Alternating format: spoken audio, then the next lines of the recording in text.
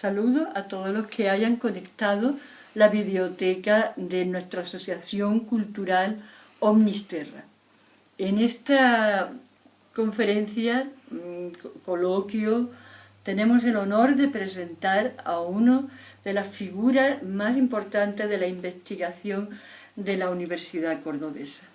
Esta personalidad, don Antonio Rodero Franganillo, profesor, doctor, es ahora mismo también el testimonio del desarrollo de la investigación en la Universidad de Córdoba. Su vida es inseparable de cómo se ha, desde casi unos comienzos de una investigación con muy pocos medios, cómo se ha desarrollado esta investigación en la universidad. Él, catedrático de genética, ha trabajado en muchos aspectos de esta ciencia, tanto en aspectos de laboratorio como en aspectos de estadística, de mejora animal. Él ha sido un iniciador de toda la introducción de estos métodos en España y bueno, él lo va a contar muchísimo mejor de todo lo que yo pueda decir. Es un honor para nosotros contar con él y espero que para ustedes como para mí sea tan interesante y sobre todo un testimonio de esta época tan decisiva en el desarrollo de la Universidad Cordobesa. Muchísimas gracias por su atención.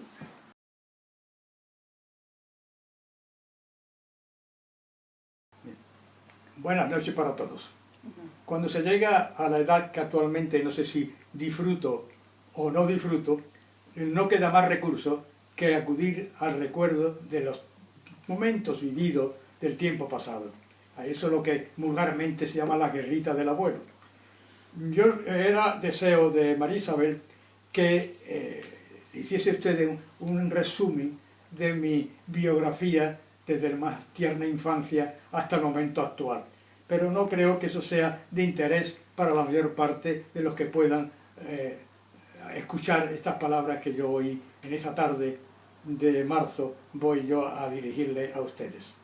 Pero sí, al recordar mis relaciones de una manera más colateral o más llena con la universidad, no cabe duda que tendré que hacer referencia a momentos vitales o a momentos en los cuales tuve que tener un papel interesante e importante a lo largo de mi vida.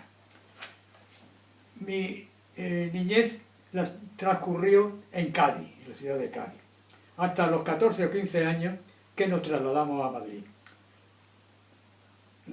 Al llegar a Madrid, fue en la estancia en Madrid, piensen ustedes que estamos hablando de los años finales de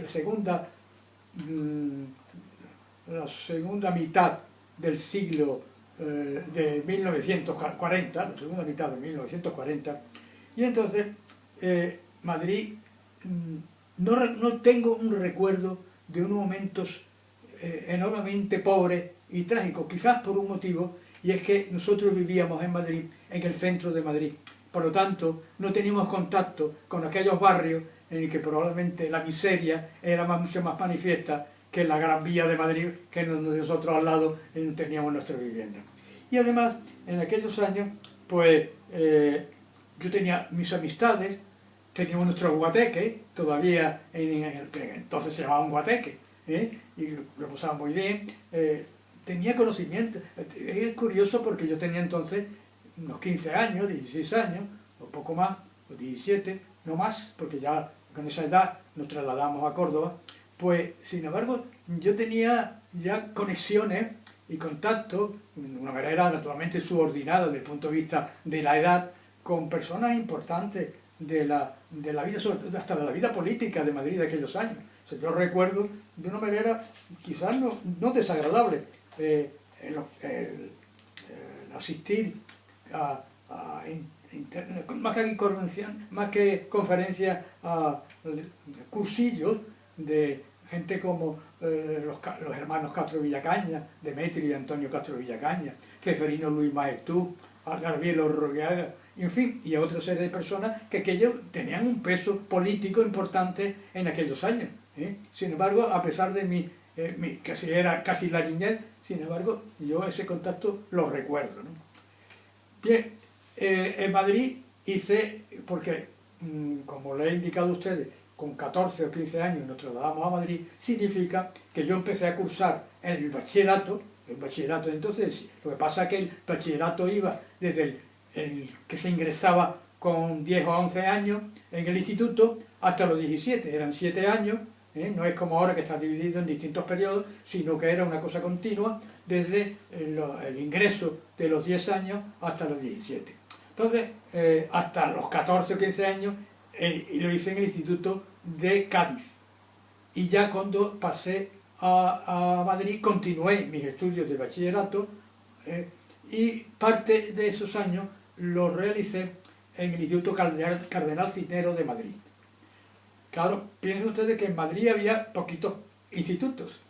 Estaba el Ramiro de Maeztu, el Cardenal Cisneros y unos cuantos más, poco más, porque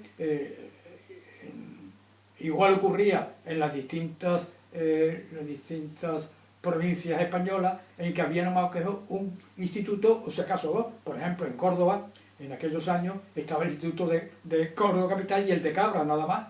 No había más institutos. Y en otras provincias pues solamente había un instituto en la capital. Y todo. Entonces en Madrid había pocos institutos, pues uno de ellos era el Cardenal Cisneros.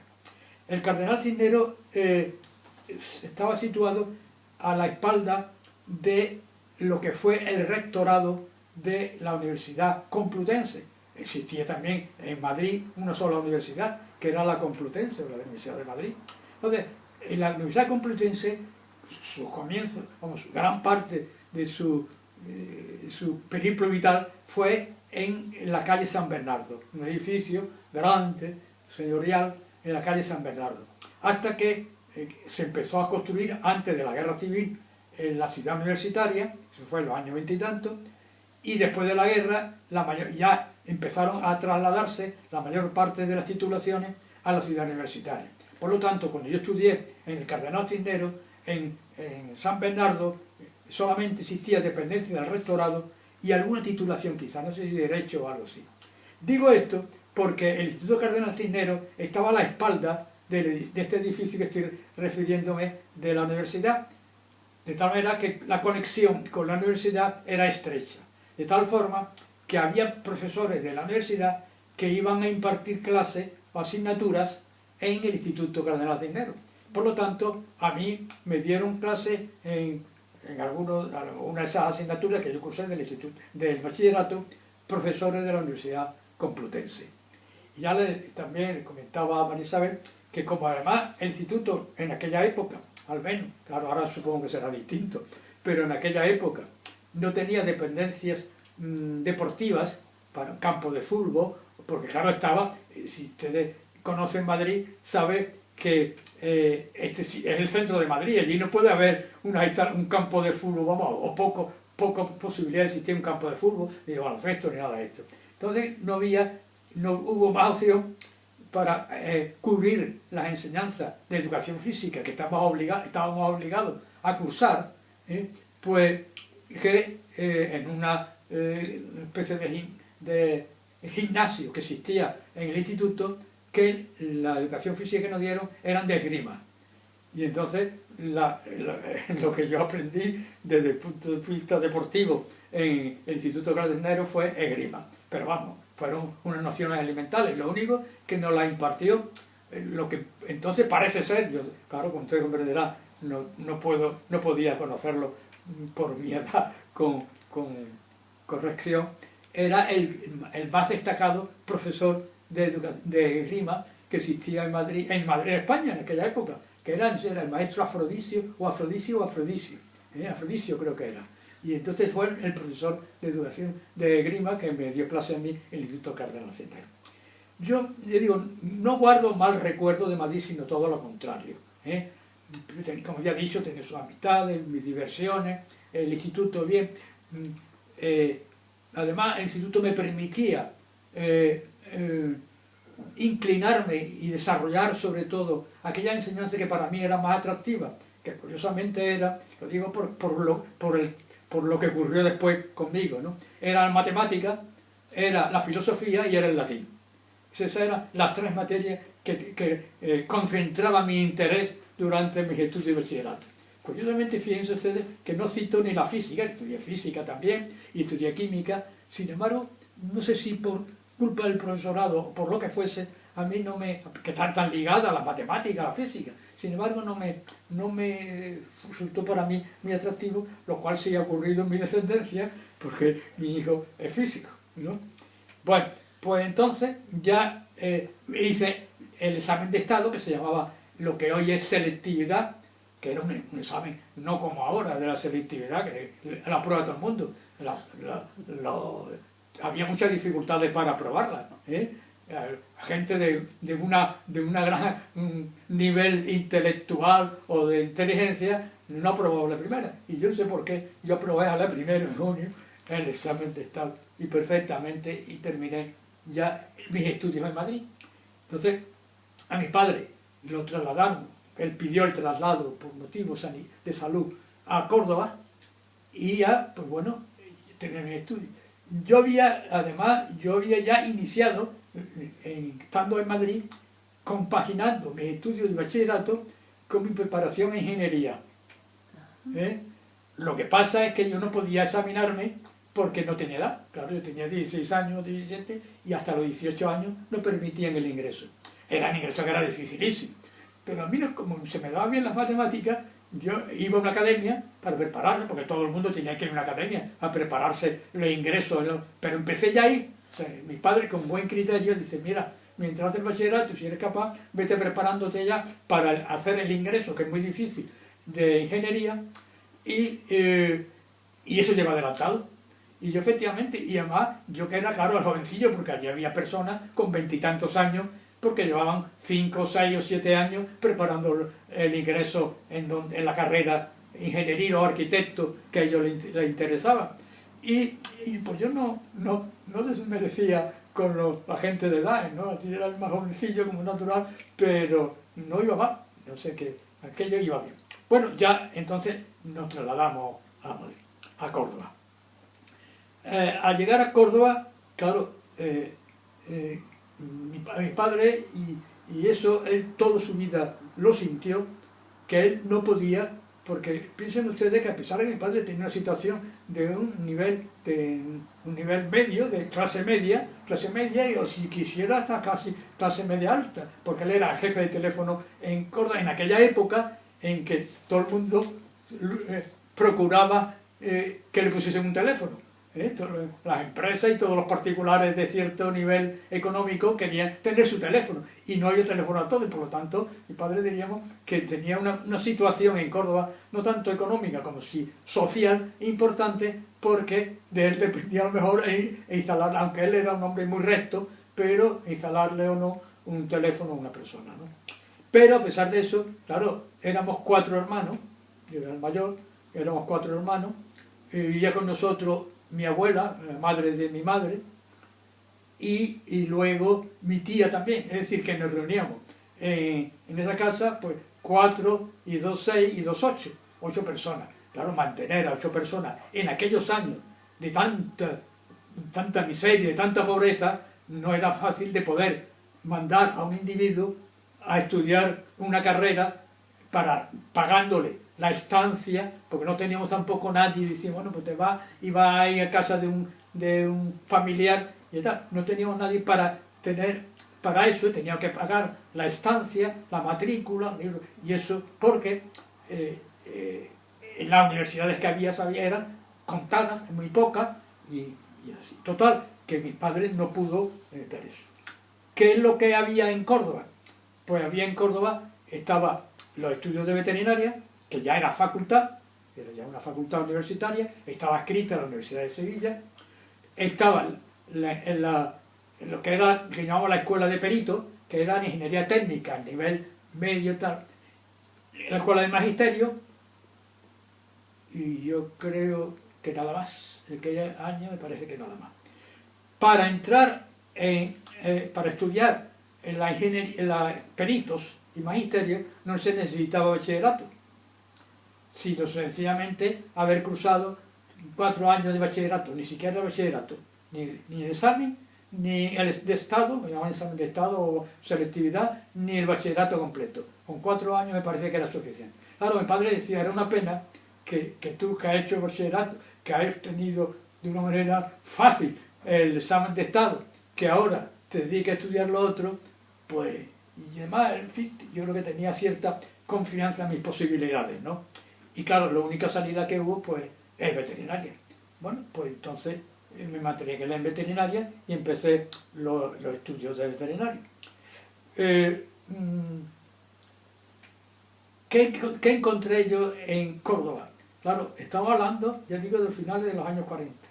La situación de Córdoba, así como en Madrid he dicho, por los motivos que he alegado, no tuve contacto, o sea, no contacto, sino visión de la miseria ni de la pobreza en Córdoba, a pesar de que vivía también en el centro. Vamos, lo que entonces era casi, no el centro de Córdoba, pero sí, el antiguo centro de Córdoba, que era la parte de Pedro López, la Corredera, todo eso, todavía allí, por ejemplo, los profesores de la facultad, casi todos seguían viviendo allí, en esa zona, porque allí había sido el centro de Córdoba, ¿no? Ya se estaba desplazando hacia Las Tendillas, Cruz Conde, todo esto, todo así. Bueno, pues aunque vivíamos allí, pero ya en Córdoba era una ciudad pequeña, piensen ustedes, que si hoy tiene más de 300.000 habitantes, Córdoba en aquella época tenía 100 y pico mil, tiene menos de la mitad, por lo tanto era poco más de un pueblo grande, ¿no? Y por lo tanto se veía todo. Entonces, claro, mi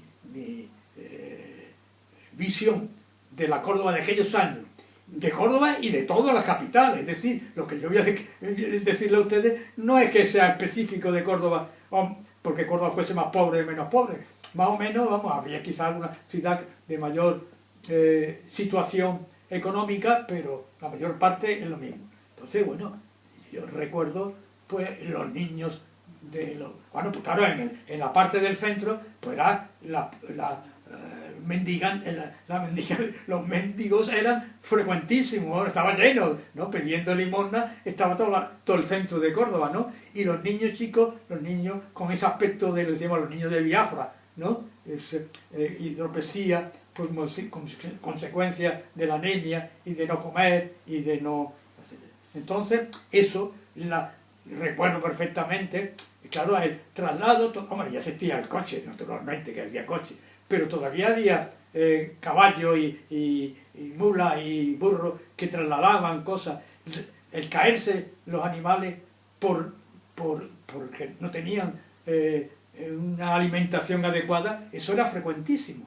Me acuerdo, yo me acuerdo haber visto varias veces en la calle, el que va de la Corredera hacia la calle, de la Plaza de la Corredera hacia la calle Nueva, en la espartería. Por la espartería, me acuerdo de haber visto, porque además el suelo era de piedra, de escurrirse y caerse, eso era frecuente. Es decir, una situación. Y además, piensa que además, que era esto era en cuanto a la pobreza, era la época del racionamiento, es decir, que estaba racionado determinados alimentos fundamentales para la subsistencia y, bueno, pues por ejemplo, no existían neveras eléctricas. Eso al principio, luego ya estoy hablando al poco de nuestra llegada a Córdoba, y esto ocurría igual en otros sitios, naturalmente. Entonces, ¿cómo manteníamos la alimentación? Aparte de, tenía las instalaciones en la cocina, un poco que permitiese mantener los alimentos, en que había un mueble que tenía una parte del tiral para meter un hielo, una barra de hielo, así que todos los días iba un señor y llevaba una barra de hielo, metía en ese depósito la barra de hielo y al lado había otro depósito donde tenía los alimentos que tenía que conservar. Es decir, que por lo tanto, quiere decir que esa era la situación. Y la vida, dejamos, bueno, en la vida era además muy peculiar, eso sí es distinto de Madrid, ¿no? Que, por ejemplo, era la gente joven, la mujer joven, claro, o sea, estudiar no estudiaba casi ninguna. Estudiaban magisterio, eso sí, por ejemplo, no ya la gente joven de aquí, mi madre, que claro, que era anterior a esta época que estamos hablando, estudió magisterio, fue maestra. Vamos, ella no ejerció, pero ella estudió magisterio en Badajoz, estudió magisterio, y sí, muchas mujeres sí estudiaron magisterio, ¿no? Magisterio y poco más, ¿no? Enfermería, no existía enfermería, y matrona o cosas así, pero era lo único, ¿no? Y lo demás, pues nada, estudiaban algo de corte de confección y cosas así, en algún sitio y tal. ¿Qué es lo que hacían entonces la gente joven? Bueno, como resultaba que las familias eran grandes, como ya he dicho, he puesto el ejemplo de la que yo pertenecía. Eso era lo normal, es decir, que el que hubiese una familia de 6, 7, 8 individuos, eso era lo normal. Entonces, eso no había los medios, es decir, la lavadora no existía, por lo tanto tenía que lavarse a base de rodillo que yo estaba, no existía lavadora, ni otros muchos utensilios que el día facilita la vida de las personas, ¿no? Entonces, si no existía eso, pues exigía, claro, casi todas las casas tenían, además de que la familia tenía que llevar a cabo el esfuerzo de realizar todas las tareas domésticas, generalmente tenía una criada. Se llamaba una criada, que era una chica joven, que generalmente venían de los pueblos, y entonces vivían y tenían su habitacioncilla más o menos digna, y comían allí, se mantenían y tal. Hombre, yo sí lo cito, porque no se ha dicho, no se ha descrito suficientemente, hombre, en algunas novelas de autores destacados sí se habla algo de ellos, pero quizás no se conoce suficientemente la vida de estas personas. O sea, pensar, una chica joven, quizás con 15, 16 años, se trasladaba a Madrid, sin conocer a nadie, muchas veces maltratadas, muchas veces abusadas por el señorito. Eso era frecuentísimo, frecuentísimo. Y eso no ha sido reconocido, diríamos, en la labor que realizaron. Si había una persona de edad, quien llevaba y quien mantenía a la persona de edad era la criada. Eso no ha sido destacado lo suficientemente con la importancia que tuvo y con el esfuerzo que realizaron aquellas personas. Bueno, entonces eso era eso. Entonces las jóvenes que eran de la familia, las señoritas, diríamos, pues las señoritas, ¿qué es lo que hacían? No se levantaban temprano, muchas veces iban a misa, por tanto sin desayunar, eso sí, todos los días iban a su misa, porque claro, tenían que comulgar y por tanto no desayunaban. Terminaban su misa a las 10, a las 10 y pico, se iban a desayunar, algunas veces en su casa, otras veces a una pastelería, ¿no? Tal, a tomar su desayuno, con lo cual ya tiene casi la mañana casi cubierta. Luego ya volvían a su casa y ayudaban a hacer las camas, a lo otro, a cocinar, lo que fuese, ¿no? A hacer las tareas, barrer o lo que fuese, ¿no? Comían, preparaban comida y después de comida descansaban y por la tarde ya, pues, cuando ya eso, pues se iban a aquel Cruz Conde a dar el paseo, entonces con sus amistades, a dar un paseo para arriba y para abajo, con por un lado las jóvenes y por otro lado muchos, aunque claro, eso no significa que no hubiese parejas también que pasasen por allí, tampoco se llegaba a ese extremo, ¿no? Pero esa era la vida poco menos. Las madres, pues claro, primero, piensen ustedes, estamos diciendo que las familias eran grandes, pero quiere decir que podían existir niños pequeños. Entonces las madres pues tenían que lidiar con los niños pequeños, preparar la comida, entonces no perdían el tiempo, generalmente no perdían el tiempo. Y los padres, los hombres pues la vida era generalmente trabajando, suponemos, porque estudiar, como ya ven ustedes, no era tan frecuente, no solamente para las chicas, sino tampoco para los chicos, pues los hombres, pues naturalmente el trabajo era de jornada de mañana y tarde, ¿realmente? Entonces iban por el trabajo por la mañana, estaban trabajando, volvían, comían en sus casas y, claro, comían en sus casas porque además el desplazamiento era pequeño porque los barrios que hoy hay ya fuera del centro de Córdoba no existían o existían pocos de ellos, ¿no? Por lo tanto, no había problema, iban a casa, comían, volvían al trabajo y salían del trabajo y normalmente se iban a la taberna. No digo todo, estoy hablando, era un poco genérica, muchos de ellos se iban a la taberna con sus amistades, a jugar al dominó, tomar su copita, y luego ya se iba a su casa. Piense que cuando llegamos nosotros a Córdoba no existía televisión tampoco. Luego ya, hombre, cuando llegaba el verano, si recuerdo, que era frecuente, claro, sí existía radio, la radio sí estaba a toda marcha, ¿no? Y entonces era frecuente, tampoco había aire acondicionado en absoluto. Es que en Córdoba, con el calor que hacía, es que el aire acondicionado se puso hace 3 días y medio, vamos. Curiosamente, ¿no? Entonces no existía. Entonces la familia sacaban la silla de Enea a la calle, poquito de recoger un poquito de fresco, que se estaba mejor que en las casas a lo mejor, ¿no? Así que esa era un poco la vida de Córdoba. Claro, yo no tengo aquí amigos ninguno. Quiero estudiar veterinaria, que veis que, hombre, no se ajustaba a mis esquemas intelectuales. O sea, las cosas que a mí me habían gustado o que yo tenía facilidad no eran las que me pedían en la facultad, en la carrera de veterinaria. Lo cual, en fin, pero me adapté a ello, me tuve que adaptar a ello. Claro, y además, curiosamente, una de las cosas que, bueno, claro, que yo no había estudiado aquí el bachillerato. Entonces, los estudiantes de aquella época de veterinaria, la mayor parte eran estudiantes que venían de pueblos. Bien, porque existían 4 facultades de veterinaria en aquel momento, que era la de Córdoba, la de Sevilla, la de Zaragoza y la de León. Entonces, a Córdoba acudían para estudiar veterinaria de toda Andalucía, de Canarias, de Valencia, de La Mancha, de Extremadura, todo el sur de España.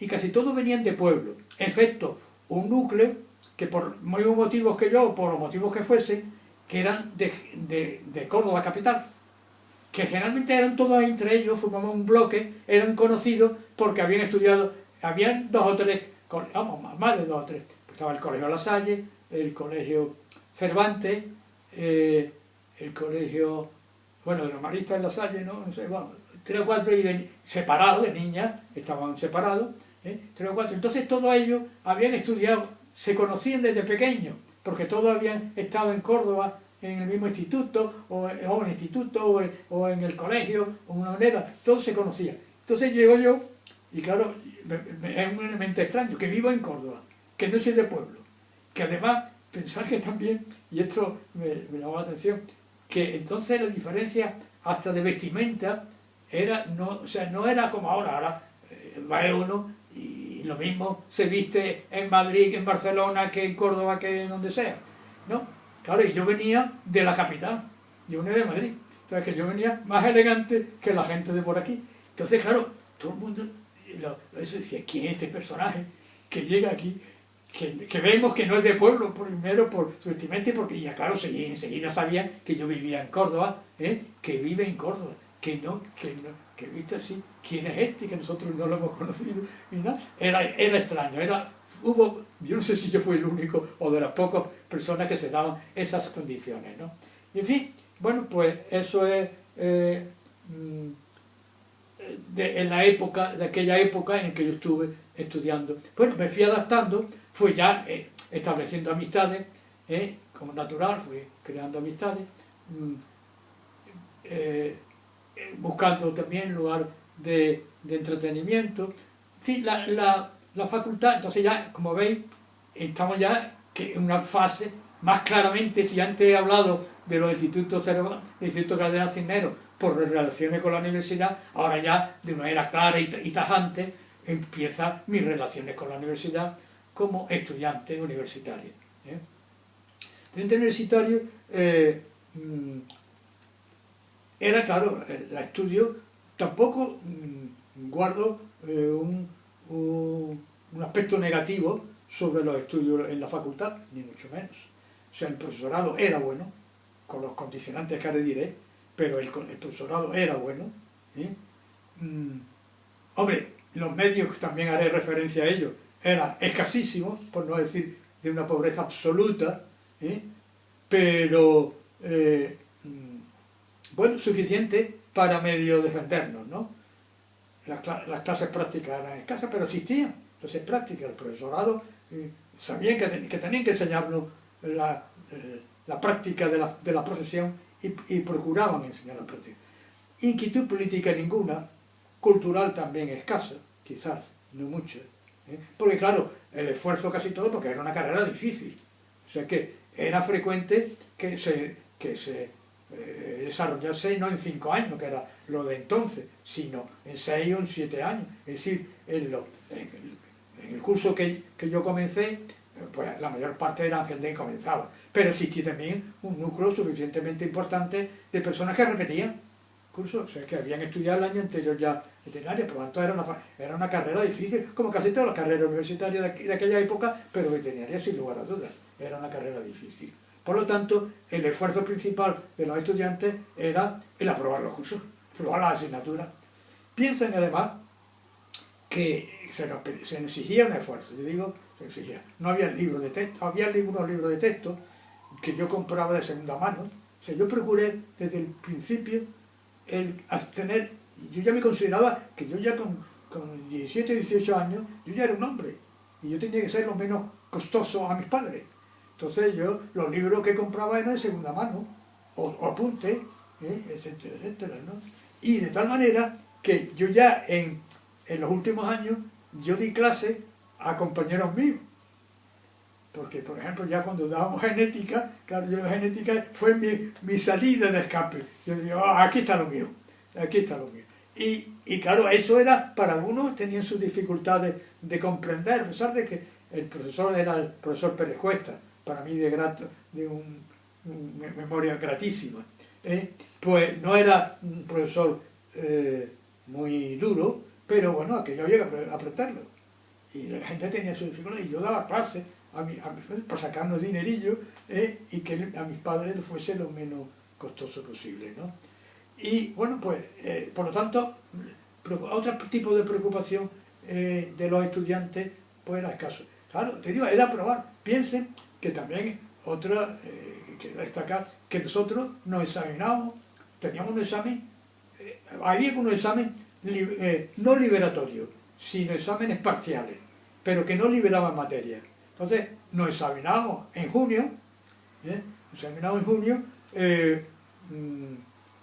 de todas las asignaturas, y de todo, o sea, de todas las asignaturas y de todo el contenido de todas las asignaturas. Nos examinábamos. O sea que en pocos días teníamos que preparar tal. Era un esfuerzo tremendo, yo nunca lo utilicé, pero vamos, era frecuente entre los estudiantes el utilizar productos para mantenerse despiertos por las noches y preparar los exámenes. Yo nunca lo utilicé, es más, yo nunca me quedé sin dormir una noche, o a la tarde, llegaba mi tiempo y cuando eso ya se acabó, si estaba bien, bien, y si no, estaba mal. Total, bueno, pues esa era la vida de aquella época de estudiante en la facultad. Era una exigencia, el cumplimiento, eso sí, con la existencia, si había quien pasase lista, tenías que asistir, pero vamos, que sí o no, fuese a la hora que fuese. Había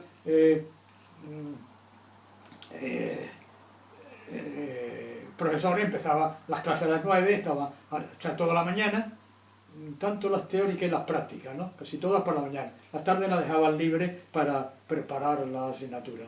Entonces empezaba a las 9, generalmente a las 9 empezaba.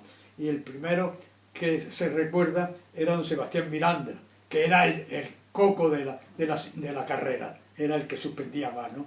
Y entonces se le llamaba, desde era la época que se hablaba a nivel de los medios de comunicación del abominable hombre de las nieves, porque se hablaba de que allí por el Everest se había encontrado un ser y tal, y entonces a él se le decía el abominable hombre de las 9, en vez de las 9, porque me daba clase a las 9, el abominable hombre de las 9, y cosas así, ¿no? En fin, era detalle.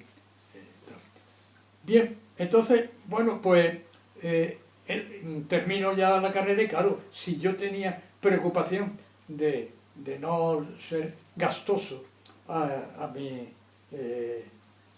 mis padres, pues menos cuando terminé la carrera. Bueno, se hacía entonces, quizás algunos de ustedes lo conocen, otros, quizás pienso que si alguien va a escuchar esto que estoy hablando, si alguien va a escucharlo, algunas de las cosas que describo la conocerán y otras, sin embargo, no la conocerán. Entonces hacíamos el servicio militar, que era obligatorio. El servicio militar, lo que estudiábamos carreras universitarias, se hacía en el verano. O sea, se hacía 2 veranos, se iba a lo que se llamaba la milicia universitaria.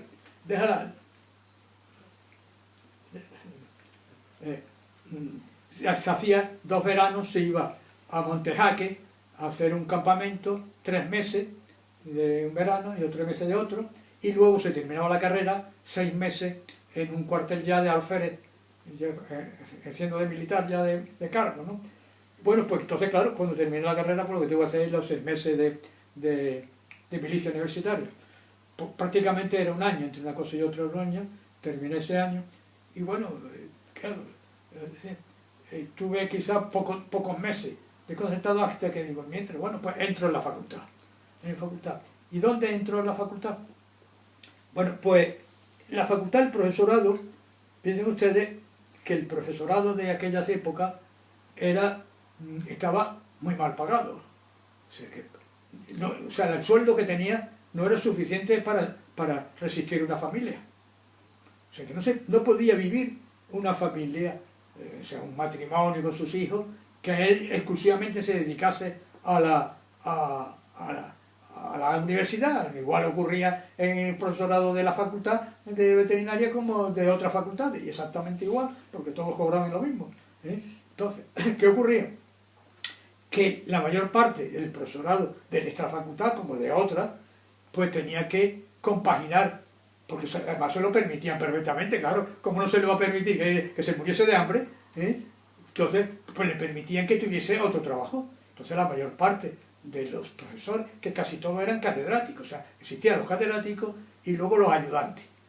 Que los ayudantes, no, claro, los ayudantes no era esto, pero los catedráticos, que sí eran ya un puesto firme y definitivo, eso no podían subsistir con los ingresos obtenidos a partir de la universidad.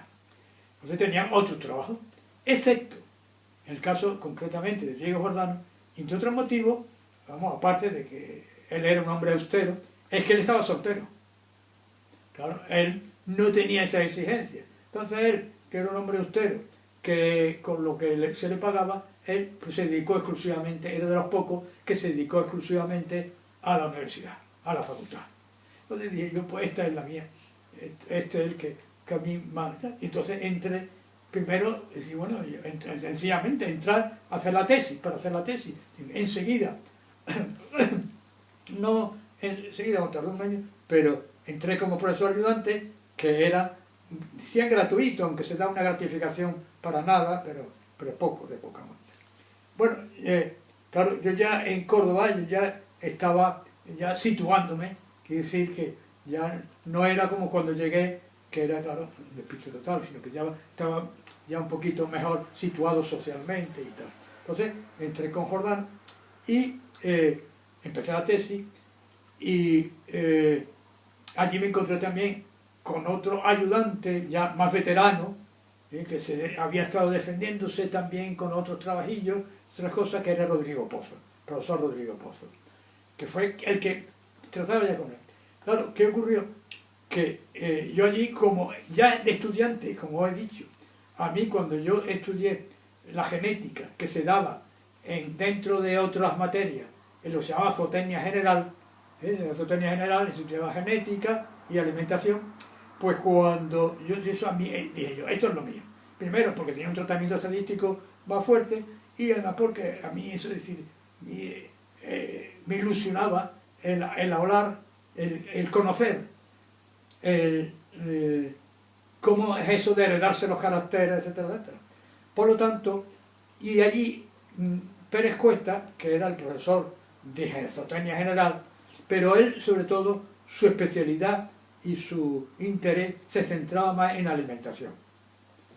Sin embargo, Jordano coqueteaba con la genética. Y digo, bueno, pues aquí. Y efectivamente, claro, yo prácticamente, hombre, la genética la estudié yo solo. O sea, que a mí nadie me enseñó genética. Ni Diego Jordano ni Pérez Cuesta. Porque esa es la realidad, por motivos que estamos citando. Pues Jordano, entre otras cosas, porque tenía que enseñarte un montón de cosas. Toda la biología de primer año. No podía ser. Y entonces, pues bueno, yo con Rodrigo Pozo, pues fue... Claro, yo tuve una ventaja en mi carrera docente. Y es que cuando yo empecé a estudiar genética, te digo, a mí no se me daban mal los números. Y entonces, dentro de las facultades, de las otras facultades de veterinaria, del profesorado veterano, es decir, mayor que yo, que eran catedráticos ya, que hubiesen estudiado genética, no había prácticamente casi ninguno, o ninguno. ¿Por qué? Porque los números, el que entraba en veterinaria, a él no pensaba que iba a haber numeritos. Tal manera que yo di, después en mi carrera docente, sabéis que yo di biometría estadística. Claro, biometría estadística porque, vamos, Jordano era el único que no le odiaba tanto los números, pero los demás, claro, los estudiantes que entraban en biometría estadística de los primeros cursos, y yo empezaba a dar numeritos, aquello les sentaba fatal. Pues decía, pues si yo odiaba los números, me viene aquí ahora este hombre a meterme un rollo de este tipo. Total, pero eso, claro, me dio a mí una ventaja, porque yo era el garbanzo negro dentro de la facultad de veterinaria desde el punto de vista de la genética. O sea que yo, hombre, sí, porque es así. Los primeros trabajos de genética cuantitativa que se hicieron en España lo hice yo, no ya en genética, sino en casi en ningún sitio. De genética de poblaciones no, existía ya, estaba Prevosti en Zaragoza y algunos en otros sitios. Y había otros profesorados en biología y en agrónomo también, estaba Sánchez Monge también. Pero de genética cuantitativa, y no te quiere decir, con genética cuantitativa aplicada a los animales domésticos, el primero que hizo trabajo fui yo. O sea, el trabajo de ejemplo de heredabilidad, índice de selección, todo eso, los primeros trabajos que se publicaron en España fueron los míos. Entonces, bueno, pues allí empecé a hacer la tesis, con Jordano, entré como profesor ayudante, ya digo que eso era, económicamente era una ayudantilla de nada. Yo complementaba esa actividad en la facultad dando clases en colegios, institutos, que lo cual, no al revés, a mí, pues decir, hombre, perdiste el tiempo. Yo no, porque para mí me dio una cultura biológica que no tuve en la carrera. O sea, yo hice tanto de zoología, sobre todo, y de biología, de fisiología animal, de eso como puede saber, tanto más como puede saber un licenciado en biológica. Pues claro, yo tenía que estudiarme lo que iba a decir a los alumnos. Y claro, cuando tú tienes que estudiarte eso, y de memoria, eso no se me olvida. Y aparte de que, como ya digo, yo el latín a mí no se me daba mal y me gustaba, y el griego, yo estudié también griego. Lo que pasa es que griego estudié nada más que un curso, pero estudié griego también. Pues yo la etimología, mucho de lo que yo aprendía de zoología era a través de la etimología de los nombres. En fin, que a mí aquello me gustó y claro, yo tenía mis remuneraciones y además no debía hacerlo muy mal porque en todos lados quería que yo fuese profesor de biología, en todos los colegios de Córdoba, y he dado en casi todo, vamos. Así es que eso era así, hasta que ya, no tanto por la facultad, sino por el consejo, o sea, entonces se había creado el Instituto de Zootecnia, que era un centro del Consejo Superior de Investigación Científica, que era un centro mixto entre facultad y consejo. Y por allí abrí yo mi camino de tal manera que prontamente me hice de plantilla del consejo. Primero como ayudante científico, después que ya tenía una remuneración para defenderme, ayudante científico, después colaborador científico y luego investigador científico. Todo eso fue pasando que no todo el mundo pasaba, y todo ello, y por eso esos viajes que yo he contado antes de Inglaterra, de Edimburgo y tal, eso era por el consejo, no era por la universidad, no era por el consejo. Porque la facultad, y digo igual toda la universidad, estaba también de una pobreza tremenda. Cuando se celebró, me parece que fueron los 100 años de la escuela de veterinaria, ¿no?, se editó un libro que en 3 días me pidieron que hiciese un artículo o dos desde que se creó la facultad hasta ese momento. Y yo, hombre, no, pero fui tan tonto que acepté y escribí un artículo que yo no quedé satisfecho, pero yo lo resolví de 2 maneras, porque si no, no me da. Yo hacer un trabajo bien hecho no me daba tiempo. Entonces cogí a los catedráticos veteranos, que fueron Diego Jordano, Paco Castejón, Rafael Santisteban, y Medina no, porque estaba ya malo, que eran los 4 catedráticos, sí, que para mí tenían algo que decir. Era gente de cabeza, vamos. Los reuní en un bar al lado de la Mar Muerta, me llevé una grabadora y una encuesta. Y entonces le decíamos, a ver, bueno, le uní a Diego Santiago con personas de otra generación y a Rafa Moreno del joven, era que acababa de empezar, que dijeron que era la universidad que ellos vivieron, la facultad que ellos vivieron y tal, y entonces lo grabé y eso lo traduje en un artículo que está. Y luego otra parte de mi intervención en esa hora fue coger las actas de la Junta de Facultad y sacar de ahí los hechos más importantes que estaban recogidos. Pero, bueno, pues en esa conversación de café, que yo le llamo, pues claro, los veteranos, como eran esos que yo he citado, contaban cosas, claro, curiosísimas. Algunas las conocía yo, otras no las conocía tanto, pero que yo las puse en el artículo, ¿no? Por ejemplo, don Rafael Castejón, que no estaba Francisco, no Rafael.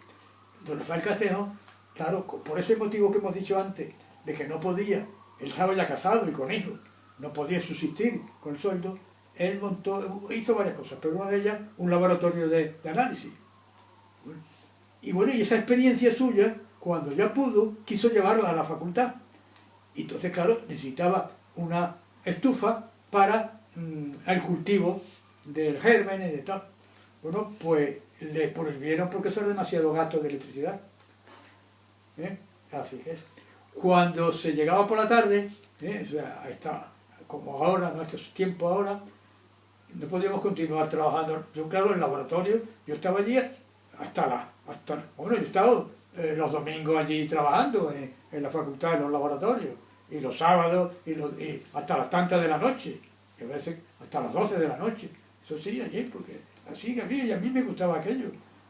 Pues entonces teníamos que tapar con cortinas o con las persianas, bajar las persianas, para que no se viese la luz fuera, porque si no el decano nos llamaba la atención por gastar luz. No sé, así. Bueno, yo desde el primer momento hice investigación. Yo quisiera, en esto de investigación, era investigación. Llama la atención, ahora se pretende que en la universidad en general, la investigación se haga una investigación aplicada, que se llama. Y el dinero que hay para investigación aplicada, proyectos de tal. Yo creo que es un error. Ahora mismo en esto, precisamente la pandemia que estamos sufriendo todavía, es un ejemplo de ello. ¿En qué se está basando la lucha contra la pandemia? En las vacunas, ¿no es cierto? La vacuna. ¿Y en qué se está basando para elaborar las vacunas? En los descubrimientos de genética y biología molecular. Es decir, que si no se hubiese investigado en biología y genética molecular durante un montón de años, no se hubiese podido hoy día, con la rapidez que se ha tenido, de hacer las vacunas que se han hecho. Porque la PCR, que sabéis que es la que se utiliza, la PCR, eso se ha desarrollado en los laboratorios de genética. desde hace ya años, en el laboratorio, vamos, mío, digo yo, mío no me dio porque ya son de la gente que me han continuado, ¿no? Eso es el PCR está a la orden del día, ¿eh? O sea que por lo tanto quiere decir ello que la genética básica, o sea, científica, la ciencia básica, es imprescindible que se haga. Lo que hay que hacer buena investigación y no mala investigación. Pero eso quiere decir que solamente, hombre, no se debe eliminar la genética aplicada, pero decir que solamente el dinero se debe aplicar, creo que sería un error de Rafa. Y claro, pensar que si España siempre todavía se queja aún de que la investigación en España no está a la altura de otros países, aunque yo creo que ya prácticamente casi ha llegado.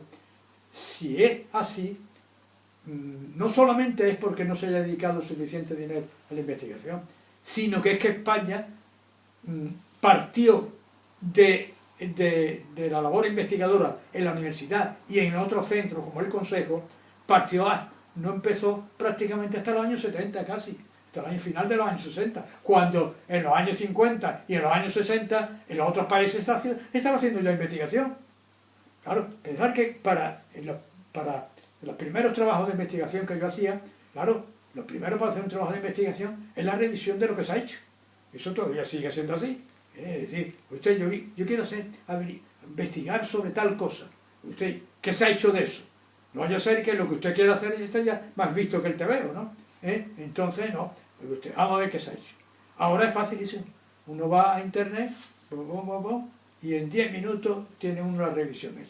Pero entonces no hay internet. O sea, el primer ordenador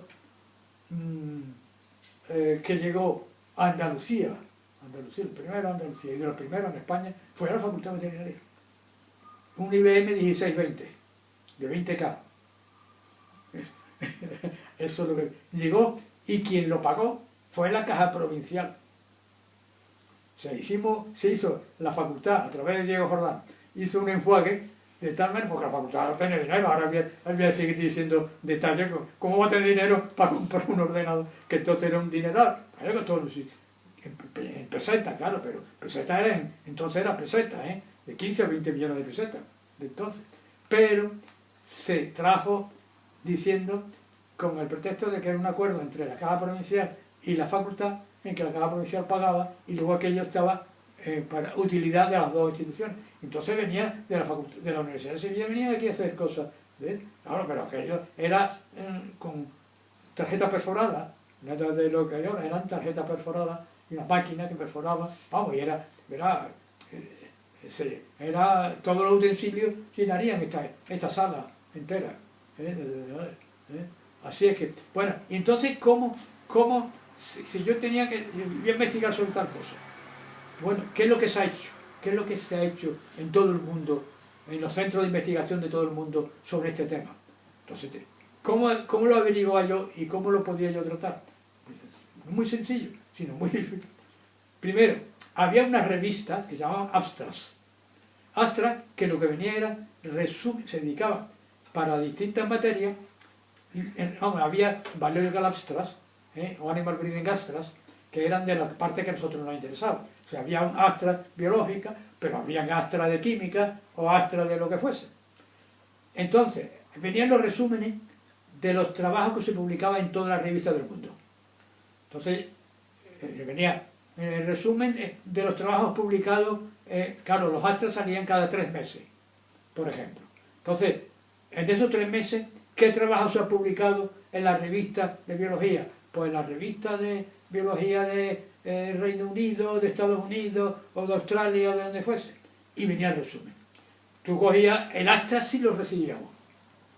Ese sí estaba suscrito, Jordano, a través del Consejo. Entonces cogía el Astra, y decía, vamos a ver, voy la parte que a mí me interesa, de genética. Y comprobaba, había un trabajo que a mí me interesaba. Sí, bueno, pues entonces ahí venía el resumen, por tanto me daba idea de que iba el trabajo, quién lo había hecho y la dirección, dónde se había publicado, no se había publicado, y la dirección del autor. Entonces teníamos unas tarjetitas que lo rellenábamos diciendo a fulanito de tal, lo llenábamos la dirección en la tarjetita, el título del trabajo y la revista. Teníamos que mandarlo por correo y, claro, llegaba, pues imagínate, si era un trabajo de Australia, tardaba en un mes o cosas así en llegar. Y luego el autor, si tenía separata, si no tenía, te decía, no tenemos separata. Si tenía separata, cogía la separata, metía en un sobrecito y te lo mandaba, que tardaba otro mes en llegarte la separata. O sea, que la respuesta a eso... Bueno, pues a pesar de ser ese el procedimiento de resolver el tema, resultaba que llegó un momento en que el decano también, Diego Jordano, porque él ponía claro, la tarjeta tenía su sello, tenía que pagarse el sello era normal y corriente, ¿eh? Pues el sello lo cargaba a la facultad. Entonces el decano dijo, esto se ha acabado, si tú quieres de tu bolsillo, pero de esto ni hablar. O sea, eso te da idea, que he contado todo esto, de lo que, cómo estaban los estudios en aquel momento y la investigación. Y eso estamos hablando de los años 60, ¿eh? Ya luego al final, ya tanto. Por tanto, que se diga que la universidad en España no está a la altura o lo que sea, yo creo que se ha hecho un esfuerzo extraordinario, ¿eh? Porque mientras otros países estaban haciendo una investigación seria y vamos, no nadando en la abundancia, pero hombre, en los años 60 en Alemania, supongo, en Alemania en los años 60 supongo que ya había investigación buena, vamos, había los medios, en España no. Entonces, y a un desfase que hay que tenerlo en cuenta, ¿eh? Afortunadamente, la rapidez de los centros científicos, el Consejo, tanto el Consejo como el Patronato de Biología Animal, como el INIA, el Centro de Investigación, etcétera, etcétera. Bueno, eso es un poco